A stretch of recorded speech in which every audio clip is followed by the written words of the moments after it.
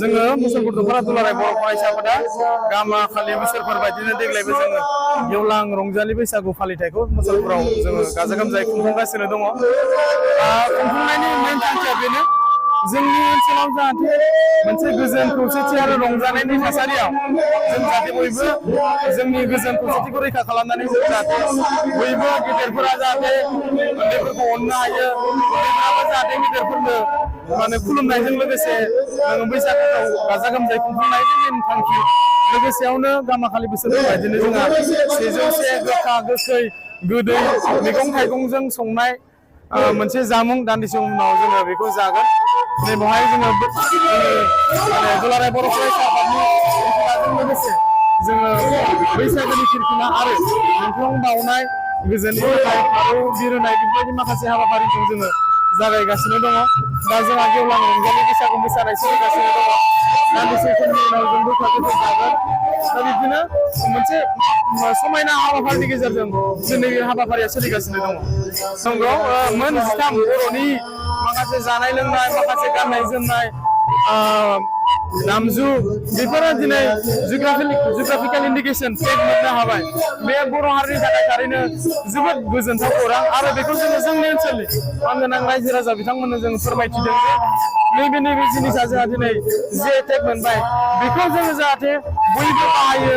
जेरै गंगोनानि बाथ्राखौ बुंनो थाङोब्ला गोबां जोंनि ओनसोलाव गंगोना दामनो रोङै बिदि मोनसे थासारि जाबाय। बेखौ जोङो जाहाथे बै जोंनि लाइमोन इयुन जोलैसिमबो जाहाथे लांनाय नैबे जोंनि गंगोना बेखौ ओरै दामो, बे मोनसेखौ जों लाबोफिननो हायो नामा?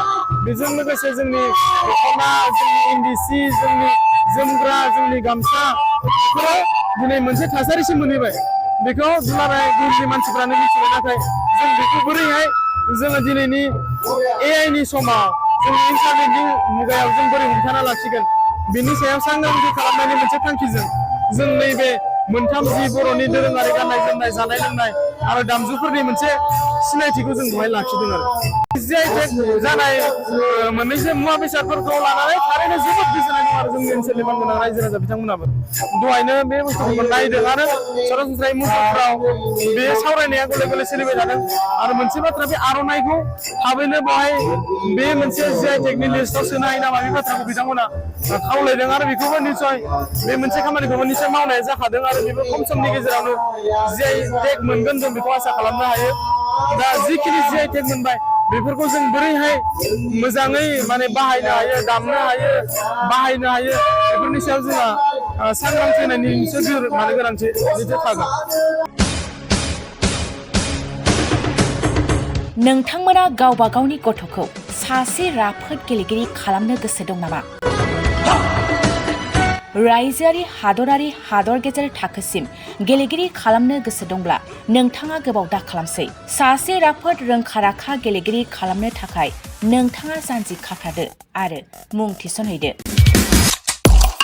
चिरां जिल्लानि सिङाव थानाय सोलिफु फोरोंसालि बल्लामगुरि काराटे एकाडेमि फोनांजाब राहा 8720903713 बड' हाउस काराटे एकाडेमि दलाइगाव फोनांजाब राहा 6900451157 बेंटल काराटे एकाडेमि फोनांजाब राहा 9678041226 बिरनगाव काराटे एकाडेमि फोनांजाब राहा 6901341656 आरो दालिगाव काराटे एकाडेमि फोनांजाब राहा 8720903713 बैफोर मख'नाय सोलोंसालिनिफ्राय सिगांनिफ्रायनो रायजोआरि, हादरारि, हादर गेजेरारि थाखोनिफ्राय बान्था मोननो हानाय सोलोंसाफोर मोननो हाबोनाय सोलोंसालि। बे मख'नाय फोरोंसालियाव रोंगौथि गोनां फोरोंगिरिया फोरोंथाय होनानै नोंथांनि गथ'खौ सासे राफोद गेलेगिरि सोरजिनायाव मदद आरो जाफुंसार खालामगोन।